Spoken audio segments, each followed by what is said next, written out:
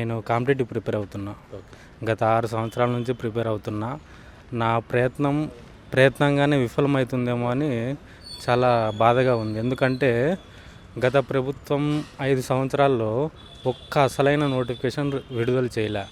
జగనన్న మాట ఇస్తే మాట తప్పడు, మడమ తప్పడు అన్న మాట 2019 ఎలక్షన్లో గుండెల్లో గుచ్చుకున్నాయి. కాబట్టి ఓట్లు 151 సీట్లు ఇచ్చి మెజారిటీ ఇచ్చి నిరుద్యోగులు, వాళ్ళ కుటుంబాలు, రైతులు అందరూ కలిసి జగన్ గారిని గెలిపిస్తే ఆయన ఒక్క సచివాలయ ఉద్యోగ నియామకాలు మాత్రమే చేసి మిగతా వాటి అస్సలు అవసరమే లేనట్టు ఆయన ఆలోచనలో ఉంది అనుకుంటున్నా. ఎందుకంటే దానికి కారణం కూడా ఎటువంటి నోటిఫికేషన్ రిలీజ్ కాలే. పొరపాటున ఆయనకి తెలుసో తెలియకో ఒకే ఒక నోటిఫికేషన్ రిలీజ్ చేసినాడు. అది కానిస్టేబుల్ నోటిఫికేషన్, కానిస్టేబుల్ ఎస్ఐ. అది 2022 నవంబర్ డిసెంబర్ ప్రాంతంలో వచ్చింది. ఇప్పటికీ 3 హోమ్ మినిస్టర్లు మారినారు. ఆ డిపార్ట్మెంట్కి సంబంధించి 3 హోమ్ మినిస్టర్లు, మేకతోటి సుచరిత, వంగలపూడి గీత, అనిత ఇట్లా 3 మారినారు. అయినా కూడా నోటిఫికేషన్ ఇంకా ఫిలప్ కాలేదు. మరి దానికి కారణాలు ఏందో, ఇంత పెద్ద వ్యవస్థలో, ఇంత పెద్ద గవర్నెన్స్లో ఒక్క జీవో విడుదల చేయడానికి కూడా ఇంతమంది ఐఏఎస్లు, ఐపీఎస్ ఆఫీసర్లు, సెక్రటరీలు, చీఫ్ సెక్రటరీలు అసలు ఏం చేస్తున్నారో ఏమో. ఏ నోటిఫికేషన్ ఇచ్చినా కోర్టు కేసులు, వాయిదాలు, జీవితాంతం వాయిదాలతోనే సరిపోతుంది. అప్పులు చేసుకొని మేము సామాజికంగా, మానసికంగా, శారీరకంగా, కుటుంబానికి దూరంగా, ఆరోగ్యానికి అన్ని వదులుకొని మేము ఏదో ఉన్నత ఉద్యోగాలు సాధించి మా కుటుంబాన్ని, మమ్మల్ని బాగా పరువుగా బ్రతకాలని మేము అనుకుంటే మా జీవితాలని నాశనం చేసి పడేసినారు ఈ రాజకీయ నాయకులు. రాజకీయం చేయాల్సింది ప్రత్యర్థులతో అనుకోవడంలే. వాళ్ళు రాజకీయం చేస్తున్నది నిరుద్యోగులతో, రైతులతో, సామాన్య ప్రజానికంతో రాజకీయాలు చేస్తున్నారు. ఈ రాజకీయాలు ఇంకా ఎంతకాలం కొనసాగుతాయి అనేది మనం గట్టిగా ఆలోచించి నిర్ణయాలు తీసుకోవాలి. మన దరిద్రం ఏమంటే మనకి ప్రత్యామ్నాయం లేకపోయింది. అయితే అతను, లేకపోతే ఇతను. రీసెంట్గా మనం చూస్తున్నాం ఈ నిరుద్యోగ అంశాలకు సంబంధించి. మన పెద్ద ఆయన ఉన్నాడు ముఖ్యమంత్రి, ఆయన ఏమంటాడు, వాజ్పేయిని నేనే ప్రధానమంత్రి చేసినాను అంటాడు, అబ్దుల్ కలాం నేనే రాష్ట్రపతి చేసినాను అంటాడు, నరేంద్ర మోడీని ప్రధానమంత్రిగా నేనే నిలబెట్టినా 2024లో అంటాడు. కానీ ఒక సాధారణ ఐఏఎస్ ఆఫీసరు, ఏపీపీఎస్సీ చైర్మన్ నా మాట వినలేదు, మరి నేనేం చేయాలా అని క్వశ్చన్ మార్క్ మనల్ని అడుగుతాడు. ఆయన మాటలకి, ఆయన చేస్తున్న పనితీరుకి ఏమన్నా సంబంధం ఉందా?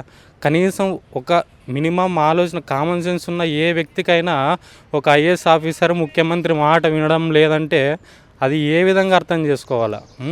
అంటే అంత అజ్ఞానులుగా బతుకుతున్నామా? మేము కూడా రాజకీయ వ్యవస్థ, ఆర్థిక వ్యవస్థ, భూగోళ శాస్త్రం మొత్తం వ్యవస్థలన్నింటినీ చదువుకుంటున్నాం. మీరు మాకే కథలు చెప్తారా? మీ రాజకీయాలు మీరు మీ ప్రత్యర్థులతో చేయాలి, కానీ ఇలా నిరుద్యోగులతో, ప్రజలతో, సామాన్య ప్రజలతో చేయడం అనేది చాలా సిగ్గుచేటైన విషయం.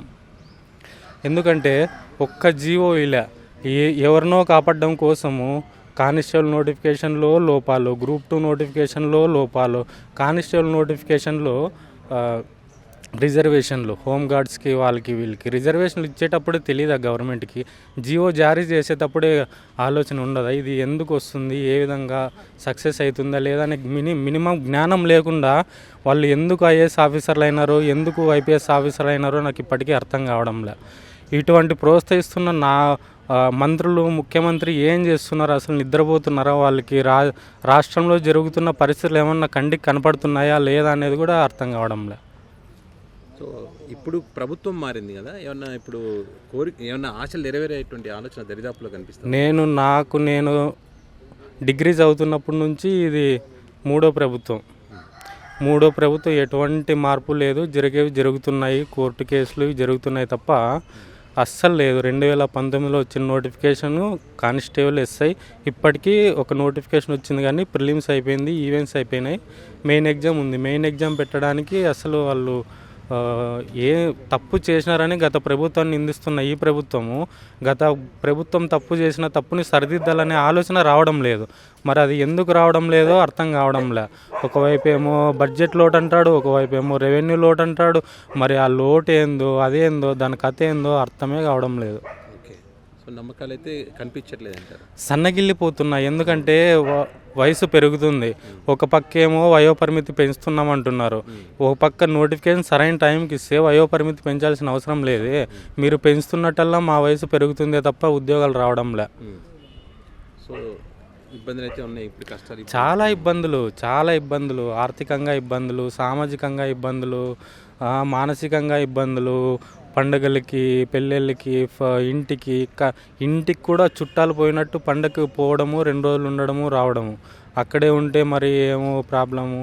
ఇంట్లో వాళ్ళు ఏం పని చేయలేక ఇప్పుడు వయసు పెరిగి ప్రైవేట్ ఉద్యోగాలు రాక, గవర్నమెంట్ ఉద్యోగాలు వదలక చాలా ఇబ్బందులు పడుతున్నాం నిరుద్యోగులు. సో వీళ్ళంతా ఇక్కడ ఎన్నో సంవత్సరాల నుంచి చదువుతూనే ఉన్నారు. కొన్ని సంవత్సరాలు అనాల, ఎందుకంటే ఫిలప్ చేసింటే వెళ్ళిపోయేవాళ్ళు ఒక్కోరు. అస్సలు ఎటువంటి నోటిఫికేషన్లు లేవు. అలాంటి నిరుద్యోగులు ఒక్కసారి ఈ కాంపిటేటివ్ ఫీల్డ్ అనేది ఒక మాయాజాలం మాదిరి. ఒక మంచి గవర్నమెంట్ జాబ్, ఒక గెజిటెడ్ ర్యాంకు, హోదా ఊహించుకొని దానికి ఎంత కష్టపడాలో అంత కష్టపడుతుంటారు, కానీ అందాల్సిన ఫలితం దానికి అందలేకపోతుంది. వేరే ఏ రంగంలో కూడా ఇలాంటి పరిస్థితులు ఉండవు. నాకు తెలిసి నిరుద్యోగ వ్యవస్థలో మాత్రమే ఇలాంటి పరిస్థితులు ఉంటాయి. ఎందుకంటే స్కిల్స్ వాళ్ళు పెట్టిన సిలబస్కి ఆ కాంపిటేటివ్ ఎగ్జామ్ తప్ప వేరే ఏ దానికి కూడా ఉపయోగపడవు. అందులో కూడా గ్రూప్ 2కు ఉన్న సిలబస్ కానిస్టేబుల్ పనికిరాదు, కానిస్టేబుల్ ఉన్న సిలబస్ గ్రూప్ 2కు పనికిరాదు, గ్రూప్ 2 ఉన్న సిలబస్ సెంట్రల్ గవర్నమెంట్ జాబ్స్కి పనికిరాదు. అలాంటి సిలబస్ ఎన్ని సబ్జెక్టులని చదవాలి, దేని మీద కాన్సన్ట్రేషన్ చేయాలి, పోనీ ఒకే దాని మీద మనం నిలకడగా ఉండి చదువుకుందామంటే అది ఎప్పుడు వస్తుందో తెలియదు. 5-6 సంవత్సరాలు పడితే ఒక మనిషి జీవిత ఆయురార్థమే 60 ఏళ్ళు 50 ఏళ్ళు అంటున్నారు. 30 సంవత్సరాలు నిరుద్యోగంలోనే గడిచిపోతే 30 సంవత్సరాలకి 30,000 జీతానికి 30 సంవత్సరాలు మిగతా 30 సంవత్సరాలు పనిచేయాల్సిన దుస్థితి వచ్చింది. మాతో పాటు చదువుకున్న పిల్లలు వేరే రంగాలను ఎంచుకొని ఉన్నత స్థాయిలో ఉన్నారు. మేము వాళ్ళని తలుచుకొని వాళ్ళకంటే మెరుగ్గా ఉండగలుగుతాము, సమాజంలో సొసైటీలో ఒక గుర్తింపు పొందిన వ్యక్తిగా ఉండాలనుకున్నాం. కాబట్టి ఇలా ఎటువంటి గుర్తింపు లేని ఒక నిస్సహాయత, అసమర్థునిలాగా మిగిలిపోతున్నాం అనే ఆలోచన మొదలైంది.